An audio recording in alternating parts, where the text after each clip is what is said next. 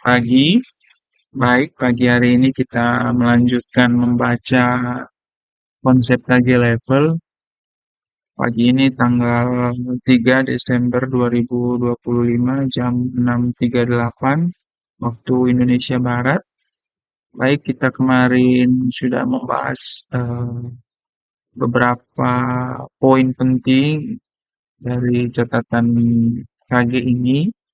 Pertama, apa itu sih KG, bagaimana cara membuat KG level, dan KG level dibuat untuk mengukur apa. Dan di part ketiga kita membahas tentang gelombang itu apa saja yang terjadi di chart, ada yang retreat, normal, dan kecil. Dan sekarang kita lanjut di part keempat, itu membuat level-level kritis. Baik, saya akan membacanya. Membuat level-level kritis. Selanjutnya, kita akan bicara mengenai bagaimana kita menentukan gelombang naik atau gelombang turun yang akan kita gunakan sebagai dasar untuk mengukur gelombang yang sedang berjalan. Tetapi sebelum ke sana, saya ingin kita paham dulu mengenai konsep gelombang yang akan kita gunakan.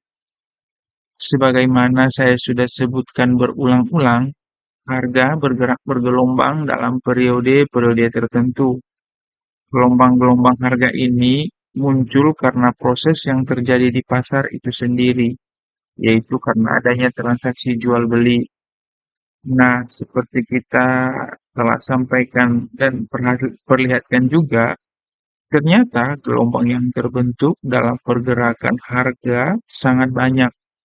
Jumlahnya tidak terhinggalah. Dan celakanya, kita juga jadi kesulitan untuk mengelompokkan gelombang-gelombang ini berdasarkan periodenya. Cobalah Anda lihat kembali garis-garis gelombang yang saya buat sebelumnya. Lihat, bisakah kita mengelompokkan bahwa satu gelombang adalah kelompok gelombang tertentu? Pusing deh pasti, saya jamin. Dan hasilnya pun setiap orang akan berbeda dalam mengelompokkannya. Sehingga analisanya tentu saja hasilnya akan berbeda juga. Inilah salah satu kelemahan konsep yang dikembangkan Elliott Wave dengan pola 1, 2, 3, 4, 5 ABC-nya. Cobalah tanya setiap pengguna konsep ini tentang bagaimana mereka memplot konsep itu di chart pada pair yang sama. Saya jamin Anda akan melihat banyak perbedaan. Artinya, ada sesuatu yang tidak mampu dijelaskan secara gamblang oleh konsep ini. Nah, lalu bagaimana kita menggambarkan gelombang ini? Eh, Mudah banget, dan saya jamin kita nanti tidak akan berbeda membacanya dan menggambarkannya. Caranya sederhana. Buka chart Anda dengan TF berapapun, lalu cari titik terendah dan tertinggi pada chart Anda yang terlihat membentuk gelombang naik atau turun, semampu mata Anda melihatnya. Tandai titik-titik tersebut. Nah, sekarang jadi jelas gelombang harga yang terbentuk di chart Anda. Pada gambar di bawah ini, saya contohkan chart USD Japan Yen di time frame M1. Biar yang bilang M1 banyak whipsaw atau fall signal melihat bahwa M1 tidak seperti yang mereka bilang. Oke, ini gelombangnya dari KG di titik tertinggi, titik terendah, titik tertinggi, terendah. Dan ini ada titik tertinggi dan terendah semua di chart tanda KG. Nah, pada gambar di atas, saya menandai titik terendah dan titik tertinggi yang membentuk gelombang naik turun. Sebatas mata dan otak saya bisa menangkapnya. Terlihat kan bentuk gelombang yang terjadi dalam pergerakan harga USD Japan Yen? Ya, kita bisa melihat gelombang yang terjadi ini adalah gelombang turun. Di, di muka saya sudah menjelaskan juga bahwa kita akan mengukur gelombang yang sedang terbentuk berdasarkan gelombang sebelumnya. Jadi, jika kita mengukur gelombang turun yang sedang terbentuk, maka kita butuh gelombang naik sebelumnya untuk menempatkan KG Vibo kita. KG Vibo nggak mau disamain sama Fibonacci. Kita sebut aja KG level selanjutnya. Hehe. Contoh lagi deh, lihat gambar di bawah. Oke, ini A, B, C, C, E, F, G, H, I, J, K, L, M, N, P, Q, R, S, T, U, V. Oke. Nah, untuk memudahkan pada titik yang kita tandai tadi, saya memberinya nama. Nah, misalnya kita ingin mengukur gelombang turun yang terjadi setelah gelombang AB terbentuk. Artinya AB. Oke, dia lagi di, di batas separator ini AB, BC. Oke. Nah, misalkan kita mengukur gelombang turun yang terjadi setelah gelombang naik AB terbentuk, maka gelombang naik AB lah kita akan menempatkan KG level untuk mengukur gelombang turun yang akan terjadi. Dan setelah terjadi, kita tahu bahwa gelombang turun BC yang terbentuk adalah retrace normal dari gelombang naik AB. Jadi, kita menggunakan gelombang sebelumnya untuk mengukur gelombang berikutnya. Segini dulu deh, pahami, resapi, dan coba menempatkan KG level lalu lihat dan amati. Nanti kita lanjutkan. Oke, dari sini ini sudah jelas ya, artinya dari konsep ini KG mengajari kita bagaimana eh, mengukur sebuah gelombang turun menggunakan gelombang naik sebelumnya. Nah, langsung saja dicat ya, kita praktekin di BTC aja, BTC di M1,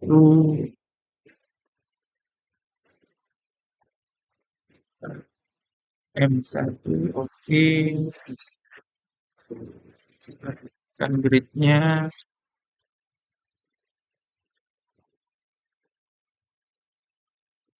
oke, sudah kelihatan ya artinya, KG sampaikan contohnya kita mau mengukur gelombang yang sedang terjadi ini menggunakan gelombang naik sebelumnya. Nah, eh, pemetaannya kan sederhana, tinggal kita menarik KG level yang sudah kita eh, buat tadi. Nah, misalnya di sini. Nah, sampai di mana retrace-nya ya kita bisa lihat di sini kalau dari titik ini di bawah, dari titik ini ke titik ini coba kita tandai dulu. Warna hitam.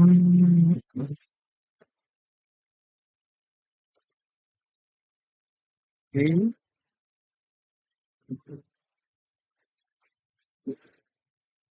Nah, untuk mengukur sampai di mana gelombang turun ini ya kita perlu gelombang A dan B.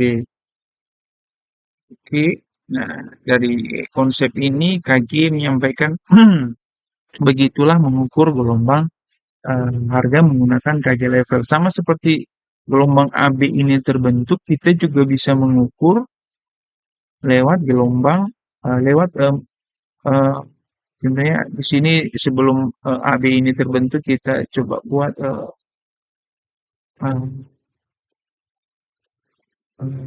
R ya.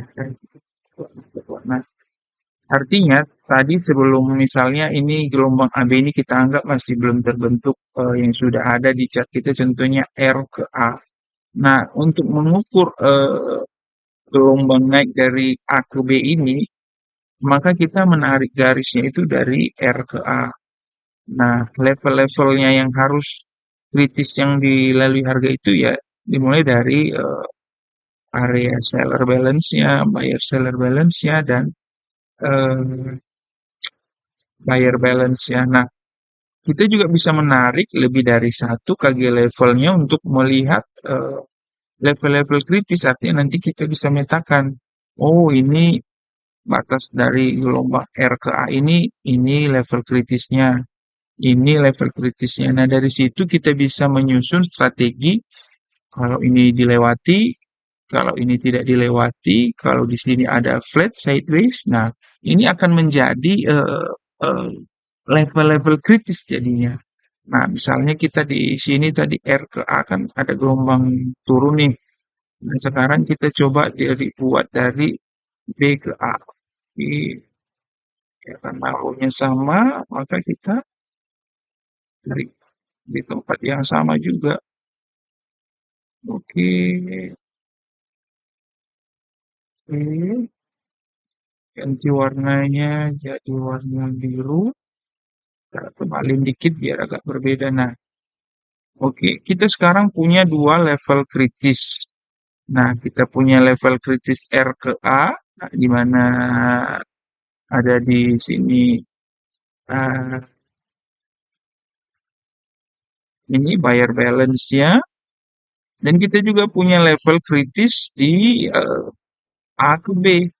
Nah, di A ke B ini kita punya asumsi bahwa di area SB 91071 ini menjadi titik perhatian kedua setelah 9134.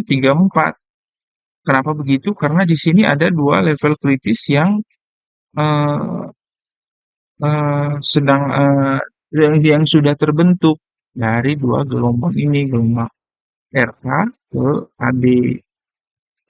Nah, artinya kalau kita mau menyusun strategi, berarti kita menunggu di area-area ini nanti dengan melihat dan dengan memakai konsep KG, dengan memakai konsep BBMA juga bisa. Kita menggunakannya untuk memetakan nanti apakah terjadi flat dan sideways di sini dan apakah level ini saat terjadi sideways itu bisa dilewati atau mungkin di daerah sini, di daerah buyer seller balance ini. Nah, kenapa ini penting? Nah, mungkin nanti di video selanjutnya kita akan membahas eh, nilai-nilai dari masing-masing level ini. Kita akan bahas nanti mungkin di part selanjutnya. Baik, terima kasih dulu untuk pagi ini, untuk konsep yang sudah kita pelajari. Semoga membantu dan semoga kita profit semua hari ini. Terima kasih.